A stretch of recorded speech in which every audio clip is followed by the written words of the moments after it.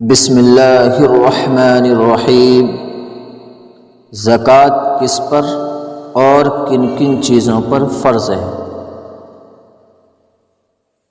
آج میں یہ بتانے والا ہوں کہ زکوٰۃ کس پر فرض ہے اور کس پر نہیں ہے، اور کن کن چیزوں پر زکوٰۃ فرض ہے۔ تو سب سے پہلے یہ سمجھتے ہیں کہ زکوٰۃ کس پر فرض ہے۔ تو جان لیجئے کہ زکوٰۃ مالدار شخص پر فرض ہے جو صاحب نصاب ہو، جس کے پاس مال و دولت ہے اور وہ صاحب نصاب ہے، اس کا مال نصاب تک پہنچ رہا ہے تو اس شخص پر زکوٰۃ فرض ہے۔ جیسا کہ آپ صلی اللہ علیہ وسلم نے ارشاد فرمایا، یؤخذ من الامراء ویرد الی الفقراء، یعنی زکوٰۃ کا مال مالداروں سے لے کر فقیروں کو، محتاجوں کو دیا جائے۔ اور نصاب کا مطلب کیا ہے؟ نصاب کا مطلب یہ ہے کہ نصاب مال کی وہ خاص مقدار ہے جو کہ مقرر و متعین ہے، جس پر شریعت نے زکوٰۃ فرض کی ہے۔ جو نصاب مقرر ہے، شریعت نے مقرر کی ہے، اور اس پر شریعت نے زکوٰۃ فرض ہونے کا حکم لگایا ہے۔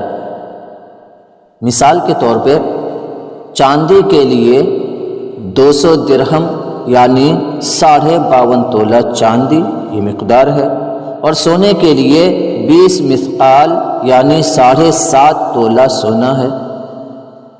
اور جانوروں میں اونٹ کے لیے 5 اونٹ کے عدد کا ہونا، گائے بھینس کے لیے 30 گائے بھینس کے عدد کا ہونا، اور بکری کے لیے 40 بکریوں کے عدد کا ہونا، یہ مقدار ہے۔ یہی نصاب کہلاتا ہے۔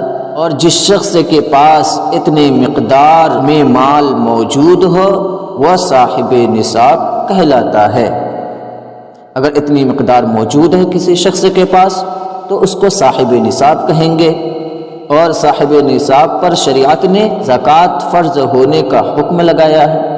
لیکن یہاں پر یہ بات خیال رکھنے کی ہے کہ بچے اگر صاحب نصاب بھی ہو، نابالغ بچہ ہے، اگر وہ صاحب نصاب بھی ہے تو پھر بھی اس پر زکوٰۃ فرض نہیں ہوگا۔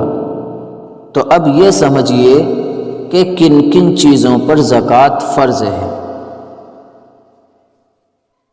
تو زکوٰۃ سونے پر، چاندی پر، مال تجارت پر اور نقدی پر یعنی کیش بینک بیلنس پر زکوٰۃ فرض ہے۔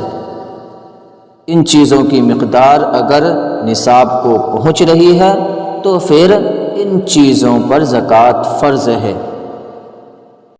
اللہ ہم سب کو دین کی سمجھ عطا فرمائے، آمین ثم آمین۔